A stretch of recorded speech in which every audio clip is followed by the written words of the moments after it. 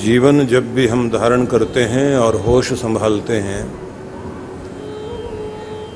तो जो हमें संसार की जानकारी दे और विश्व से रिश्तों से परिचय कराए वो शक्ति माँ गुरु के रूप में प्रथम भूमिका निभाती है। उसके बाद जो जानकारी हमें देता है और हिम्मत और साहस पैदा करता है, ऊंचा उड़ान भरने के लिए प्रेरित करता है, गुरु के रूप में वो भूमिका पिता अदा करता है। लेकिन तीसरी भूमिका होती है गुरु की, एक वो जो संसार में रोजी रोटी कमाने की विद्या सिखाए और एक वह है जो संसार में सुख से, शांति से, आनंद से, प्रेम से जीवन जीना सिखाए और परमात्मा से मिलना सिखाए। उस गुरु को सतगुरु कहा जाता है।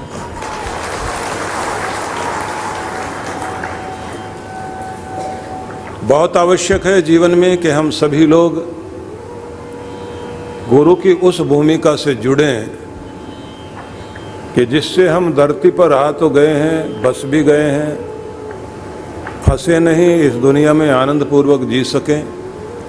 क्योंकि मनुष्य इस संसार में किसी न किसी का अनुकरण करके जीता है, किसी की नकल करता है, किसी का अनुचरण करता है, किसी के पीछे पीछे चलता है और किसी का अनुसरण रहता है, किसी की छाया में रहकर व्यक्ति पलता है। तो हम लोग किसी को तो अपना आइडियल मानते ही हैं, लेकिन सीखना, जानना, कुछ बनने की चाह बनाए रखना और अपने भीतर की ऊर्जा का उपयोग अपने आप को ऊपर उठाने में प्रयोग करना, ये जिस शक्ति के द्वारा प्रेरणा मिलती है, जो हमें उत्साहित करता है, उसकी भूमिका साधारण नहीं है।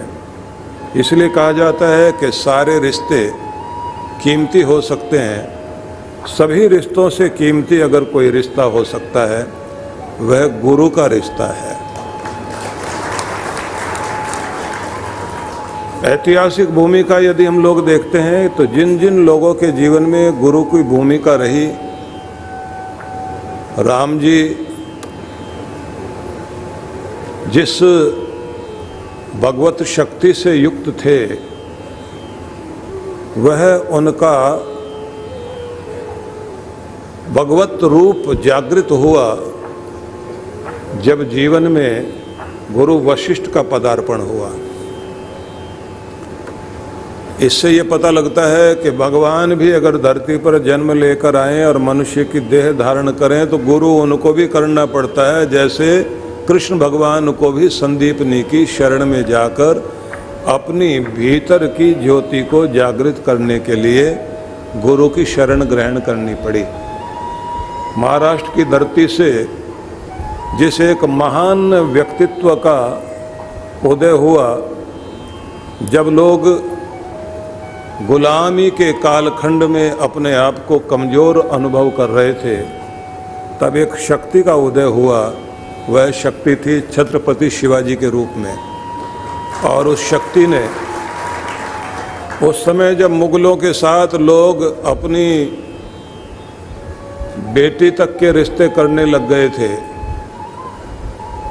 ऐसे में दक्षिण पश्चिम भारत से जो सूरज उगा था वीरता का, वह सूरज कोई और नहीं, शिवाजी ही था, जिसने भारत को एक बहुत बड़ी शक्ति दी। लेकिन उस सूर्य के पीछे अगर हम देखते हैं कि शक्ति कौन सी थी, तो समर्थ गुरु रामदास दिखाई देते हैं, जिनकी कृपा से शिवाजी, छत्रपति शिवाजी बनकर खड़े हुए। मतलब ये है कि जीवन में योग्यतम होने के लिए योग्यतम गुरु की आवश्यकता है, जो आपके जीवन के अंदर वह सब चीज़ें पैदा कर दे कि जिसे देखकर लोग ये कहें कि कुछ लोग इतिहास पढ़ते हैं और कुछ लोग इतिहास गढ़ते हैं। तो जिनके कारण व्यक्ति ऐसा इतिहास गढ़ जाए कि दुनिया उनको देख कर के दांतों तले उंगली तो दबाए, पर उससे भी ज़्यादा उसकी नकल करे, उसके पीछे चले। ये सब व्यक्तित्व निर्मित होता है कि आपका प्रेरक तत्व कौन है, आपको जगाने वाला कौन है। जैसे पत्थर के अंदर कोई देवता की मूर्ति है,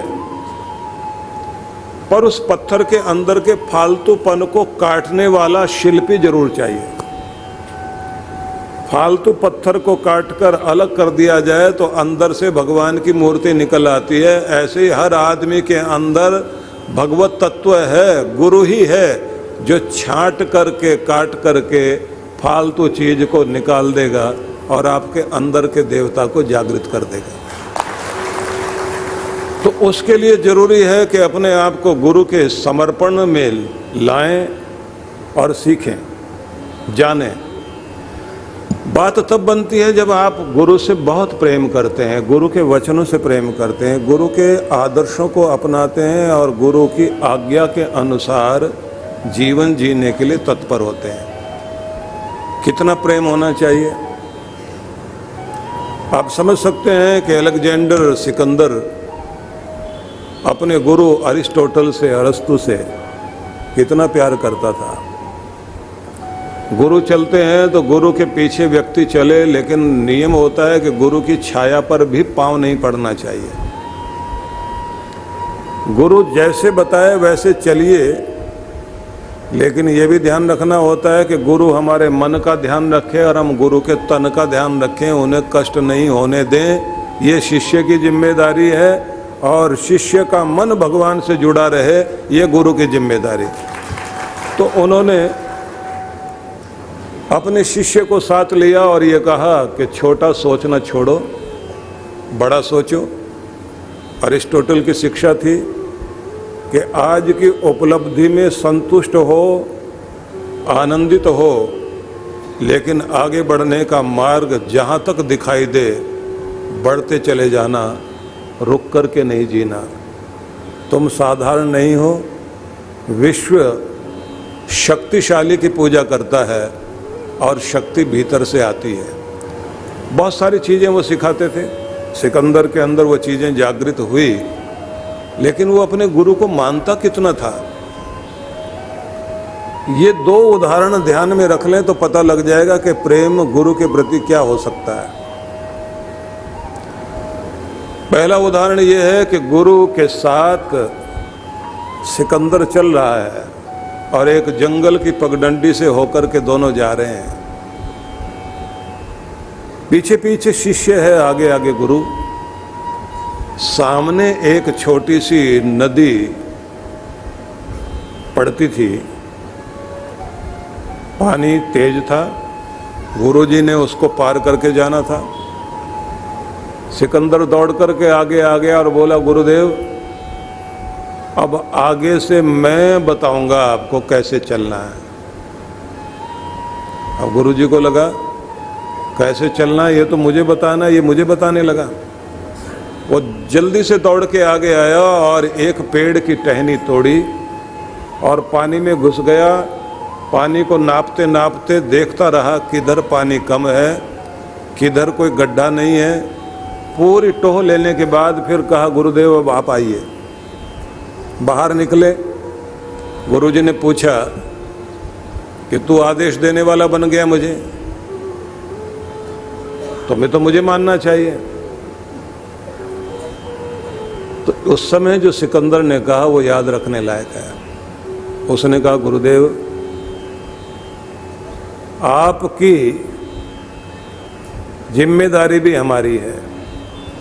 मेरे जैसे लाखों सिकंदर आपके ऊपर कुर्बान किए जा सकते हैं, मेरे न रहने से कोई फर्क नहीं पड़ेगा, लेकिन आप रहेंगे तो मेरे जैसे लाखों सिकंदर को पैदा कर सकते हैं। तो आपके ऊपर कोई भी कष्ट आए, खतरा आए, शिष्य का फर्ज है कि उस खतरे को पहले अपने सिर पर ले। और अपने गुरु की रक्षा करे। आप तो हमारे जन्म जन्मांतर की रक्षा करते हैं, इस जन्म में आपको सुरक्षित रखना हमारी जिम्मेदारी है। तो कितना प्रेम और कितनी श्रद्धा थी। जब वो हमला करते हुए एक छोटे से देश में पहुंचा, जीत लिया उसको, वहाँ का राजा कैदी बना करके सामने लाया गया। उस राजा ने कहा कि देखिए आपने मुझे जीत लिया, आप बहुत शक्तिशाली हैं,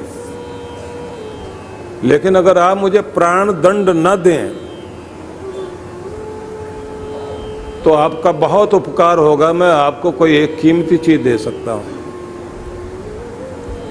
इन्होंने कहा क्या कीमती चीज है? तो वो तहखाने में गया और एक छोटा सा बॉक्स निकाल कर, छोटी सी पेटी एक निकाल कर लाया और दे करके सिकंदर से बोला, ये लीजिए आप। सोने की छोटी सी संदूकची, एक बॉक्स जो हीरे जवाहरात से जड़ी हुई थी, वो लाकर उसने हाथ में पकड़ाई और ये कहा कि ये लीजिए आप। इसने खोल के देखा तो अंदर से तो खाली थी, कीमती हीरे लगे हुए थे बाहर। पूछा ये किस लिए है? बोले इसमें दुनिया की सबसे कीमती चीज है, सबसे ज्यादा कीमती मानते हैं। सिकंदर ने पूछा तुम्हारी नजर में? बोले कोई सेंट रखा जा सकता है, शराब रखी जा सकती है, पैसा रखा जा सकता है, आपकी नजर में सबसे कीमती क्या है? सिकंदर ने कहा मेरे लिए तो मेरा गुरु सबसे कीमती है, लेकिन वो इस पेटी में आने वाला नहीं। तो उस आदमी ने सिर झुकाकर कहा गुरु नहीं, गुरु की शिक्षा इसमें आ सकती है। गुरु की कोई भी शिक्षा की किताब हो, वो अगर इसमें रख दी जाए तो ये बॉक्स भी कीमती हो जाएगा। जितना ये कीमती है उतनी ही कीमती चीज़ इसमें रखी जानी चाहिए। इतना सुनना था, आँख में आंसू आ गए उसके। और उसने कहा दुनिया का सबसे कीमती बॉक्स तुमने दिया और उसमें दुनिया की सबसे कीमती चीज़ मेरे गुरु की ज्ञान की बातें इसमें रखी जा सकती हैं, इसलिए मैं तुझे माफ़ करता हूँ और तेरा देश भी तुझे वापस करता हूँ। अपने गुरु के नाम पर उसने जीते हुए देश को भी वापस कर दिया। इसलिए अगर कोई मुकद्दर का सिकंदर कहलाता है तो पीछे दिखाई देता है कि कोई शक्ति जरूर काम कर रही है।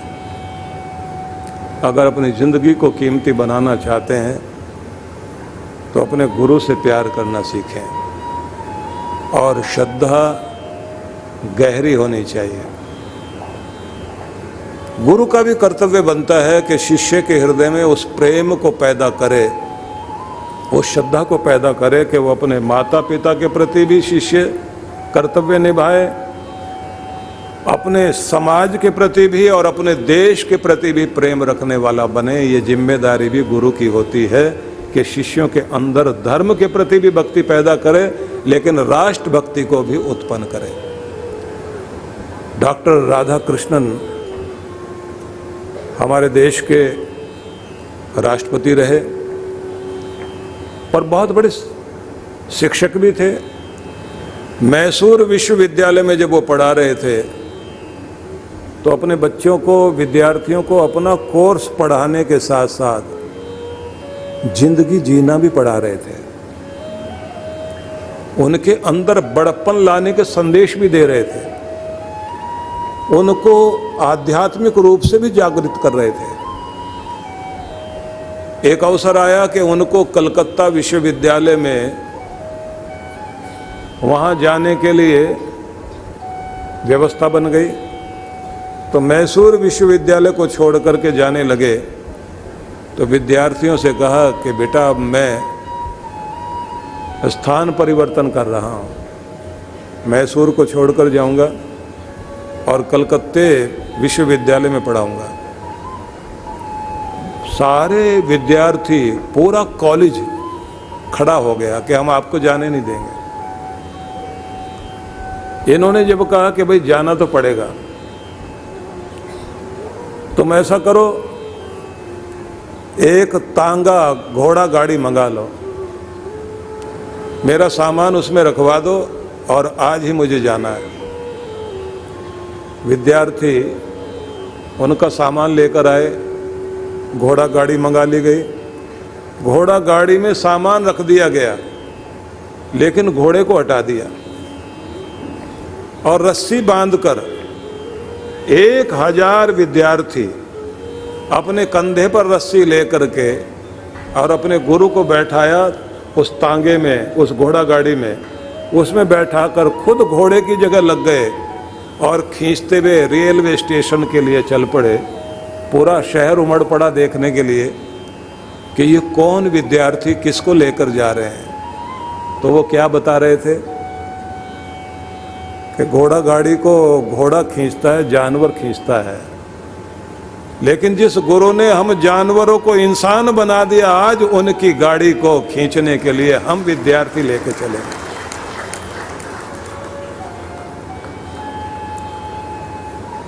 क्योंकि हर आदमी के अंदर जानवर पना होता है,